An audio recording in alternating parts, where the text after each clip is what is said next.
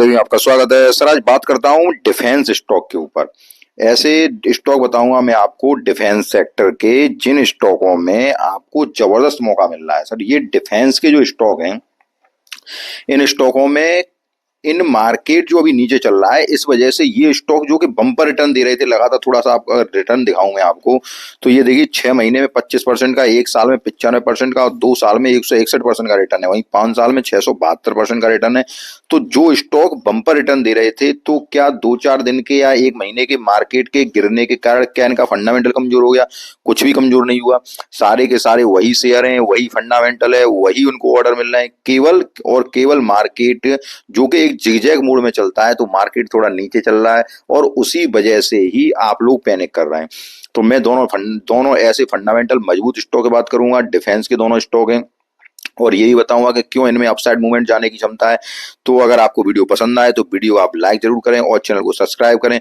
और उससे पहले आज के दिन मैंने अपने 2 वीडियो अपलोड किए हैं। एक तो हार्डवेयर इंडिया का वीडियो अपलोड किया है, जो कि स्टॉक यहां से आपको रिटर्न दे सकता है और बोनस की भी घोषणा की है। और एक वीडियो मैंने बीवीएल का डाला है, जो कि क्यूआईपी उसमें आया है और उस वजह से उस स्टॉक में भी आपको बम्पर रिटर्न मिल सकता है।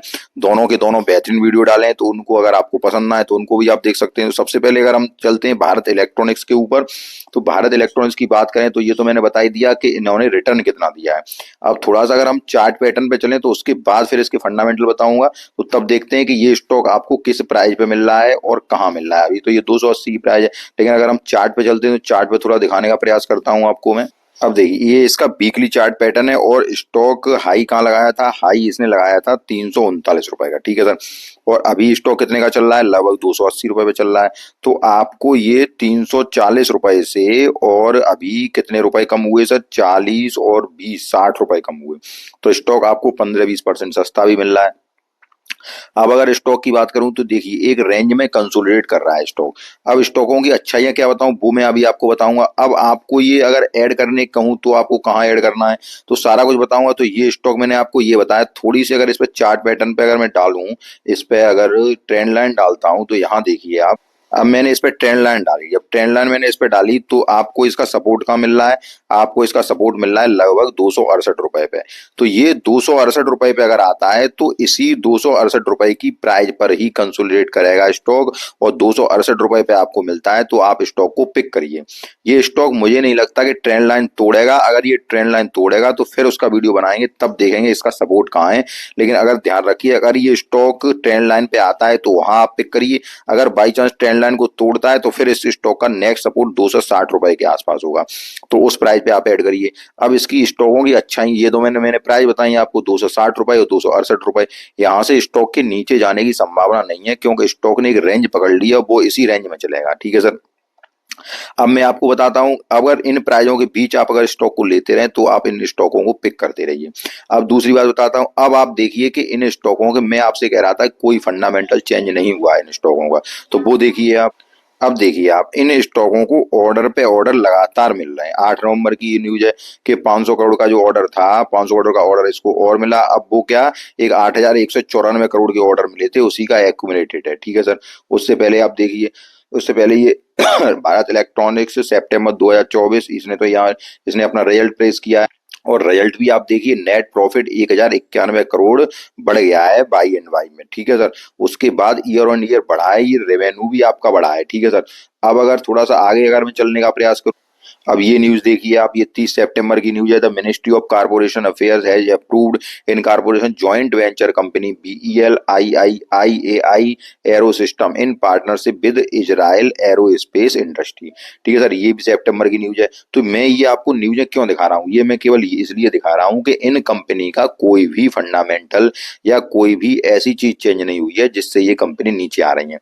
केवल एफआईआई सेलिंग कर रहे हैं लगातार, और लगातार एफआईआई की सेलिंग की वजह से इन स्टॉकों में भी गिरावट है।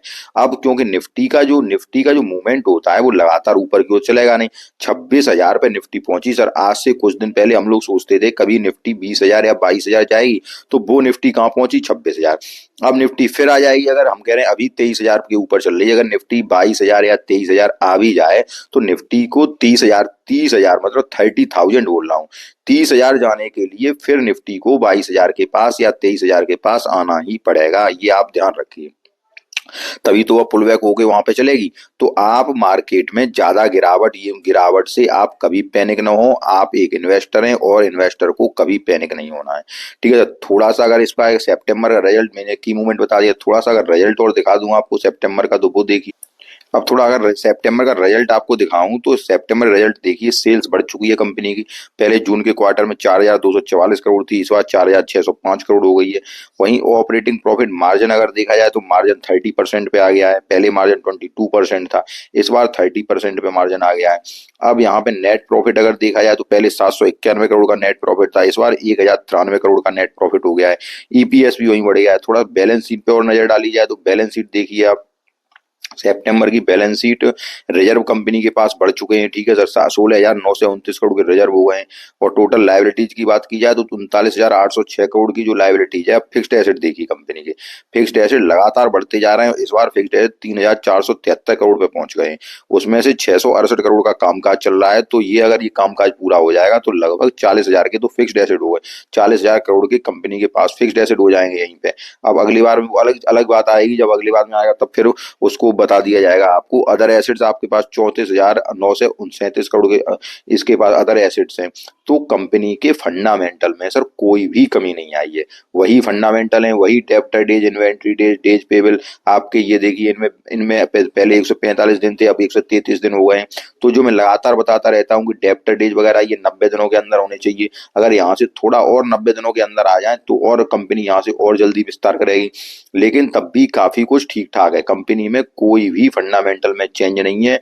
जो आज से मान लो हम जो कहते हैं कि आज से कुछ दिन पहले भाग रहे थे, तब देखिए आप मार्च 2023 में कंपनी 145 दिन के डेब्टर डेज थे, इस बार 133 दिन के हो गए। 2024 में अगर इन्वेंट्री डेज देखे, पहले 240 दिन के थे, इस बार 257 दिन हो गए। मैं केवल आपको ये बता रहा हूँ कि पहले भी एक साल पहले ही फंडामेंटल वही थे, एक साल बाद फंडामेंटल थोड़े से बेहतर ही हुए, लेकिन कंपनी का शेयर प्राइस नीचे जा रहा है, ठीक है सर, नीचे जा रहा है। तो ये आपके पास एक गोल्डन अपॉर्चुनिटी है उसको उठाने की, उसको पिक करने की। तो मैंने आपको बीएल के बारे में लगभग सारा कुछ बताया। शेयर होल्डर पैटर्न भी देखिए, शेयर होल्डर पैटर्न जो कि 2024 में जून में जो था 51% की हिस्सेदारी प्रमोटर्स की है। डीआईआई के पास भी माल है, एफआईआई के पास भी माल है, एफआईआई पास नहीं है, पब्लिक के पास भी माल है, पब्लिक के पास 11% की है। एक अच्छी कंपनी में हिस्सेदारी बढ़ी है। जब किसी अच्छी कंपनी पब्लिक की हिस्सेदारी बढ़ती है तो बड़ा ही अच्छा लगता है। तो कंपनी बेहतरीन है, भारत इलेक्ट्रॉनिक्स लिमिटेड आपको मिल रही है। अगर आपके पास है तो अच्छी बात है, नहीं है तो आप इसको लेने का प्रयास कीजिए। मैं अगले स्टॉक की चर्चा करता हूं, लेकिन अगर इनमें से अगर आप दोनों स्टॉक रखना चाहें दोनों ले सकते हैं, अगर एक रखना चाहें तो एक ले सकते हैं। अगले स्टॉक की बात करूं तो अगला स्टॉक है सर जीआरएसई। जीआरएसई को देखते हैं। अब हमारी जीआरएसई की तरफ, तो जीआरएसई की वहीं से मैं शुरुआत करता हूं। जीआरएसई का आपको 14 नवंबर को जो रिजल्ट अपडेट था उसको देखते हैं कि रिजल्ट में आपका ये देखिए स्टूड 1228 करोड़ का अगेंस्ट पहले 972 करोड़ का था। तो ये उसमें 27% की ग्रोथ आई है, ठीक है सर।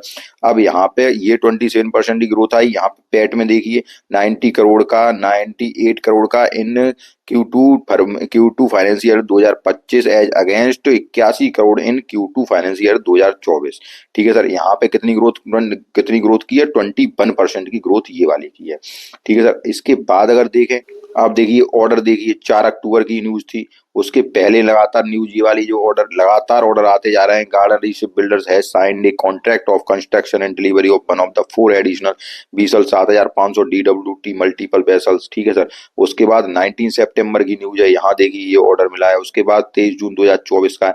ये सारा कुछ मैं आपको इसलिए बता रहा हूँ कि लगातार कंपनी के पास ऑर्डर, इसके पास भी है, लगातार ऑर्डर पे ऑर्डर है। केवल कुछ भी चेंज नहीं हुआ है, रिजल्ट बहुत जबरदस्त आए। तो चेंज फिर क्या हुआ, चेंज पिछले से फाइनेंशियल अच्छा हुआ, पिछले से रिजल्ट अच्छे आए, पिछले से ऑर्डर अच्छे मिल रहे। तो फिर क्या है, जब आपको कंपनी, तब आप कंपनी 3,000 पे भाग रही थी, तब 3,000 पकड़ रहे थे। आप आज कंपनी 1600 मिल रही है, 1700 मिल रही है, तब 1700 मिलने में दिक्कत हो रही, तब लग रहा है कि आप कंपनी कहीं डूब न जाए, कम कंपनी और शेयर प्राइस नीचे ना हो जाए। बिल्कुल कुछ भी नहीं होगा, बेधड़क उठाते जाइए। डिफेंस में कुछ भी नहीं होना है, डिफेंस में, रिन्यूअल में, रेल में कुछ भी नहीं बिगड़ना है। सारा कुछ फंडामेंटल जबरदस्त है, केवल आपकी सोच का अंतर है। उस सोच को बदलिए और अगर आपके पास पैसा है तो धीरे धीरे इन स्टॉक को उठाते जाइए। अब इसके चलते हैं चार्ट पे। चार्ट क्या कहता है, अब हमारे इसकी चार्ट पैटर्न पे तो जिस प्रकार का बीईएल का चार्ट था उसी प्रकार का ये भी चार्ट देखिए। अब ये केवल कंसोलिडेट मोड में आ गए हैं। वो कंसोलिडेट देखो यहाँ से चालू हो रहा है सितंबर 2024 से। अब ये यहाँ से स्टॉक नीचे गिरने वाले नहीं है। आप सोच रहे हो कि यहाँ से और नीचे गिरेंगे। अभी कौन सी प्राइस पे चल रहा है, 1400 की प्राइस पे चल रहा है सर ये स्टॉक। और ये प्राइस जो अभी चल रही है इस प्राइस से 1406 की प्राइस से ये स्टॉक नीचे जाने वाले नहीं है। आप इन स्टॉकों को केवल पिक करते रहिए। 1400 पिक करिए, बाई चांस नीचे मिल जाए वहां पिक करिए, 1380 मिल जाए वहां पिक करिए। सर बिल्कुल आपके पास मौका ही मौके हैं। इन स्टॉकों को पिक करते रहिए। हाँ, अगर आपके पास पैसे नहीं है तो बेचने की गलती मत करिए, इनको शांति से बैठे रहिए। एक एक दो चार जो क्वेश्चन आते हैं मेरे पास, सर गार्डन रीच में क्या करें, सर गार्डन रीच में क्या करें। अरे सर गार्डन रीच की आप पूछ रहे हो क्या करना है, तो फिर मार्केट में कैसे टिकोगे सर। डिफेंस के स्टॉकों में अगर आप पूछ रहे हो, रेलवे के स्टॉकों में पूछ रहे हो, रेन्यूअल के स्टॉकों में पूछ रहे हो, मैन्युफैक्चरिंग के स्टॉकों में पूछ रहे हो, तो फिर इसका मतलब आपको ये है कि शेयर मार्केट का आपको बिल्कुल भी ज्ञान नहीं है। ठीक है सर, मैं जो कहना चाह रहा हूँ आपको बुरा नहीं लगना चाहिए। अगर आप इन स्टॉकों में पैनिक हो रहे हो तो आपको मार्केट में पैसा इन्वेस्ट नहीं करना चाहिए। आप केवल बस ये यूट्यूबर खंगालते रहेंगे कि इसके बारे में देखो उसके बारे में देखो, लेकिन आप मार्केट में पैसा नहीं कमा पाएंगे अगर आप इन सेक्टरों में, रिन्यूअल में, रेलवे में, डिफेंस में, सर थोड़ी बहुत तो आप भी अपने ऊपर नॉलेज रखा करिए कि किन स्टॉकों में बाई करना है, किन स्टॉकों में क्या करना है।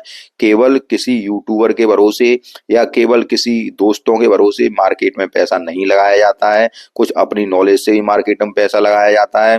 कोई भी यूट्यूबर, कोई भी दोस्त जब आपका शेयर प्राइस नीचे जाएगा तो उसमें आपकी मदद नहीं कर देगा, उसमें आपकी मदद करेगी आपकी बुद्धि। ठीक है सर, तो आप थोड़ा मार्केट से अवेयर रहिए और जानकारी रखिए किन स्टॉकों में पैसा लगाना है और किन स्टॉकों में यहाँ से बम्पर रिटर्न मिल सकता है। तो मैं आपको सारी बात समझा चुका। अगर आपको तब भी सारी बात समझ में आई हो तो वीडियो को लाइक कीजिए, चैनल को सब्सक्राइब कीजिए। धन्यवाद।